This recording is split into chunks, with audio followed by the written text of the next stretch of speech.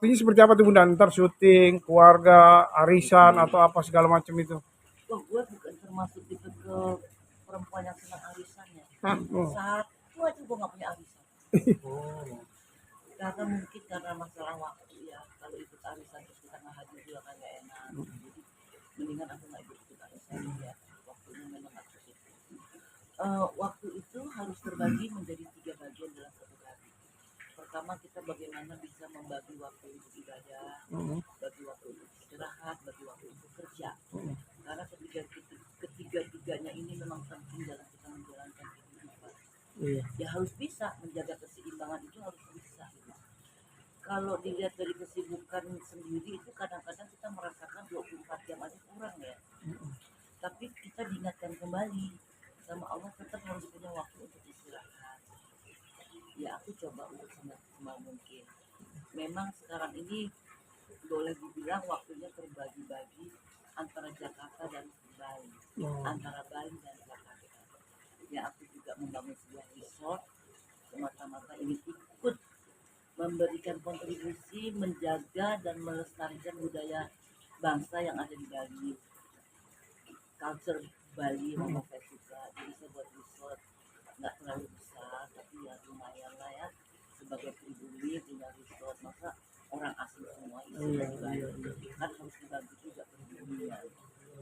Nah ini restoran juga nggak pernah bercita-cita punya restoran. Pada saat kita pandemi kita dilarang nggak boleh keluar rumah, nggak boleh traveling kemana-mana, stres juga kan kalau nggak boleh kemana-mana kan. Saya hobinya salah satu makan sama traveling. Iya. Jadi akhirnya terpikir jadi mendingan rumah tinggal saya ini dulu saya tinggal di sini hampir lebih dari 30 tahun ya. Terus saya coba bikin aja, tinggal ditambahkan kayu-kayu dengan ornamen kayu karena memang saya suka unsur kayu. Jadilah restoran ini gitu kan. Nah pada saat pandemi itu kan memang banyak pegawai-pegawai yang di PHK kan, yang diberhentikan gitu. Nah, ngobrol-ngobrol ya ketemu jodohnya lah akhirnya saya bisa spesialis makanan-makanan Nusantara. Itu satu, karena saya penggemar sate. Dan jangan salah di restoran saya ini satunya sate domba. Karena menurut hemat saya daging domba itu dikenal juga di Australia, dikenal juga di Arab, mereka lebih senang domba karena kadar kolesterolnya tuh kecil gitu dibandingkan ayam dan dibandingkan daging-daging yang lain. Jadi sebenarnya domba itu lebih sehat lah dibandingkan yang lain. Cuman juga jangan berlebihan. Makanan apapun kalau kita berlebihan itu kan juga nggak baik ya. Rasulullah mengajarkan kita pada saat-saat kamu menikmati enaknya makanan, kamu harus bisa suka. Oke Bunda. Bun, ngomong-ngomong sudah berapa persen Bun resort yang di Bali? Apakah sudah jadi atau seperti apa? Untuk pribadi apa udah juga? berjalan 4 tahun. Oh, udah berjalan 4 tahun. Apalagi sekarang kan bahagia banget lagi high season ini kan, sama boleh dibilang sampai rezeki. Senang. Boleh dong kapan-kapan kesana. Wah, boleh banget, boleh banget, senang Bun. Iya boleh. Ayo ajak saya Bunda meni jalan-jalan ke diperuntukkan buat umum. Iya memang buat umum, memang dikomersilkan. Komersilkan. Iya. Tapi alhamdulillah mayoritasnya sih yang suka ke Bali itu justru dari Eropa. Oh, kalau berang Bunda, kenapa sih mempunyai cita-cita bisa dikatakan cita-cita itu membangun usaha seperti resort properti seperti itu?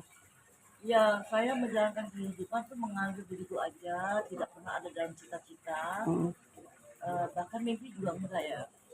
Seperti saya terjun ke dunia film itu tidak pernah menjadi cita-cita saya terjun ke dunia film. Apa juga mimpi juga enggak, ya ngikutin aja jalannya. Bahwa kita tahu ada yang maha memimpin dalam kehidupan kita ini. Sejauh kita selalu konsisten menjaga koneksitas kita dengan Allah. Jadi saya mengikutin aja, tiba-tiba aja nggak sengaja bisa jadi restoran rumah tinggal, tiba-tiba nggak sengaja pengen punya resort gitu kan. Tadinya kepikir pengen punya kos-kosan, tapi kos-kosan itu kan Sudah banyak. capek juga ya kalau nggak dikontrol sendiri, salah-salah yang ngekos salah jalan kan yang narkoba lah. Wah betul. Gudang-gudang mungkin ini. Iya betul. Gitu.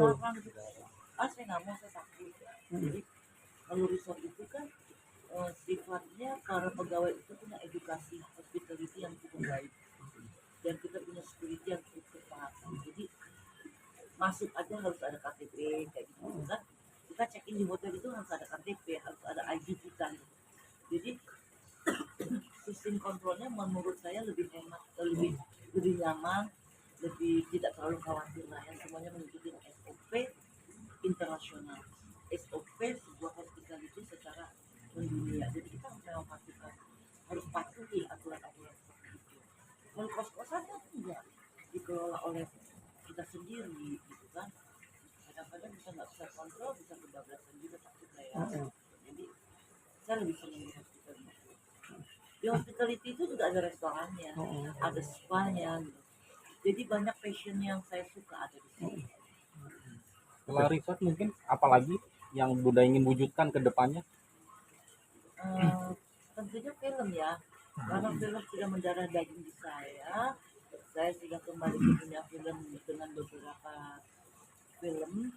Ya masih ada obsesi sih, kepingin bisa, kalau diizinkan Allah, pengen menyutradarai film. Oh, Tapi masih belum tahu iya. apa. Iya. Saya